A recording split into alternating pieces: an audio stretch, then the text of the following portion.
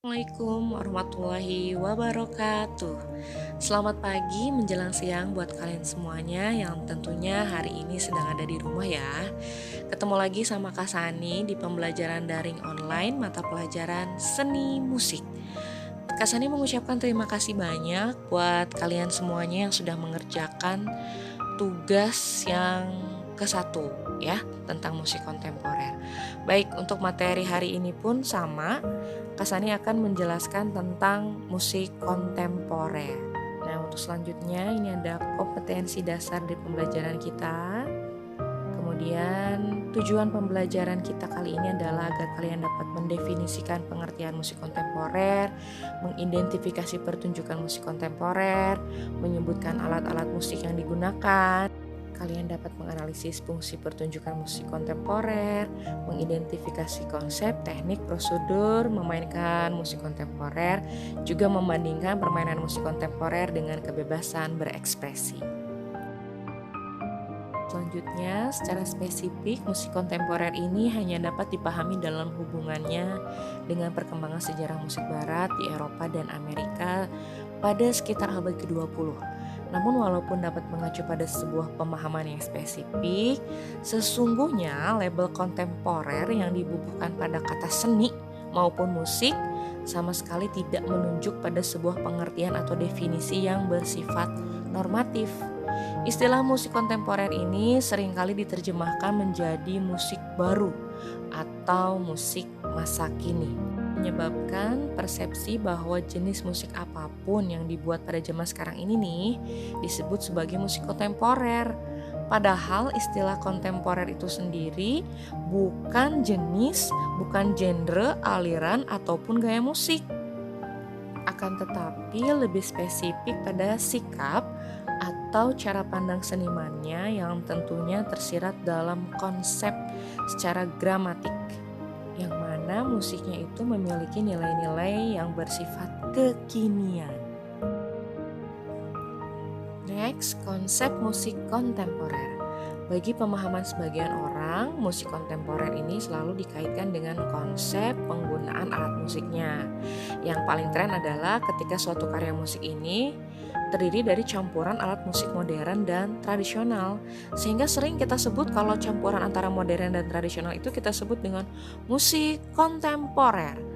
Walaupun kenyataannya banyak musik kontemporer yang menggunakan campuran antara musik modern dan tradisional tersebut. Akan tetapi ketika kita menggunakan alat musik modern dan tradisional, belum dapat kita kategorikan bahwa karya musik tersebut adalah karya musik kontemporer. Karena bagi para komponis, semua instrumen yang digunakan dalam karyanya itu dikembalikan secara harfiah sebagai alat permainan. Dengan demikian, sekat-sekat cara penggunaan atau teknik bermain alat musiknya bersifat konservatif. Itu menurut komponis kontemporer ya. Bahkan penemuan-penemuan yang dalam bidang pemanfaatan teknologi canggih juga sudah menjadi orientasi yang penting dalam perkembangan musik kontemporer itu sendiri. Jadi musik kontemporer ini bukan musik yang jadul, justru sekarang udah menggunakan teknologi-teknologi yang canggih. Berikutnya adalah ciri-ciri musik kontemporer. Minggu kemarin kalian sudah mencari tahu apa saja ciri-ciri musik kontemporer. Pastinya tidak jauh berbeda ya dengan apa yang akan Kasani jelaskan. Yang pertama, musik kontemporer itu mempunyai warna bunyi yang sejenis atau bermacam-macam jenis. Kemudian notasi pada musik kontemporer biasanya dipahami oleh pemusik sebab notasinya ditulis dengan simbol atau tanda. Berikutnya, musik kontemporer ini mempunyai improvisasi yang beragam mengikuti keinginan dari si pembuat musiknya. Kemudian suara yang dihasilkan dari musik kontemporer bisa bersumber dari sumber yang berbeda, bukan hanya dari satu instrumen saja. Berikutnya, jenis birama, tempo, dan dinamiknya bervariasi. Berikutnya, terdapat harmoni yang tidak selaras.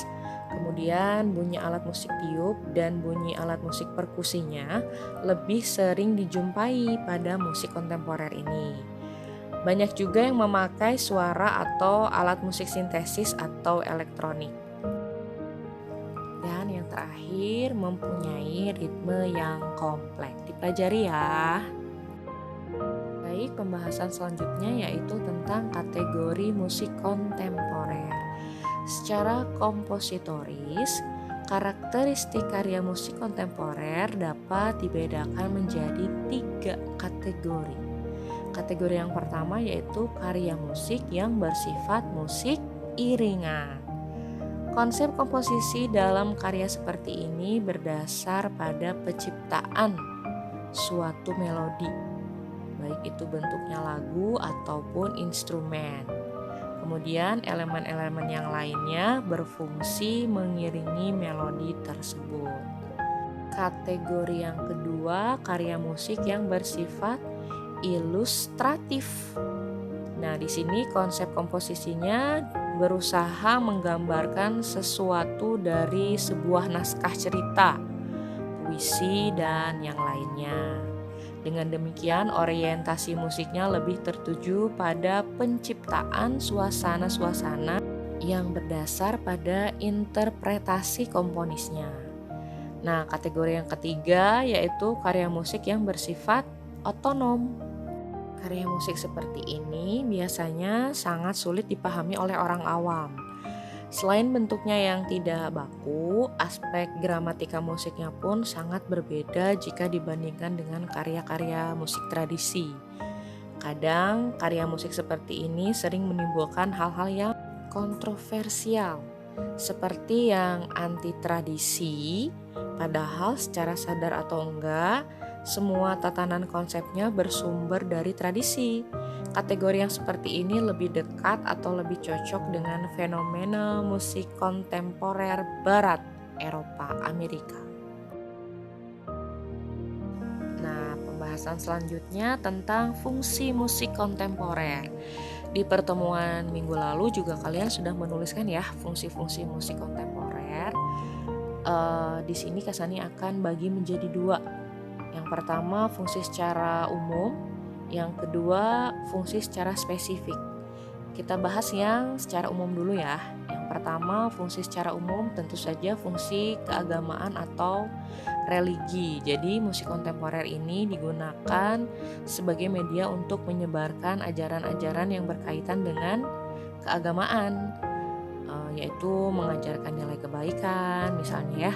Karena musik kontemporer ini merupakan salah satu media pembelajaran yang bagus dan cepat untuk disebarkan ke masyarakat termasuk anak-anak. Jadi media musik itu lebih cepat menyebarnya. Kemudian yang kedua fungsi pendidikan.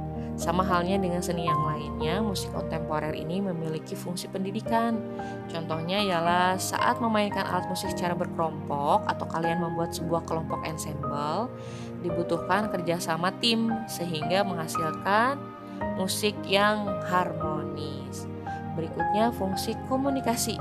Nah, musik kontemporer ini dapat dijadikan sebagai media untuk berkomunikasi kepada pendengarnya, misalnya berupa ide, kritik sosial, bisa juga memberikan motivasi mengenai kehidupan, dan yang lain sebagainya. Fungsi yang keempat yaitu fungsi hiburan atau rekreasi. Jadi musik ini tentu saja untuk memberikan hiburan, biar gak stres juga, iya kan? Nah, fungsi yang terakhir dari fungsi secara umum yaitu fungsi artistik. Maksudnya ialah fungsi yang dibuat sebagai media ekspresi bagi seniman untuk menyajikan sebuah karya yang ia buat. Next, fungsi lain dari musik kontemporer ialah fungsi yang secara spesifik. Yang pertama, aktualisasi gaya bermusik dari para komponis.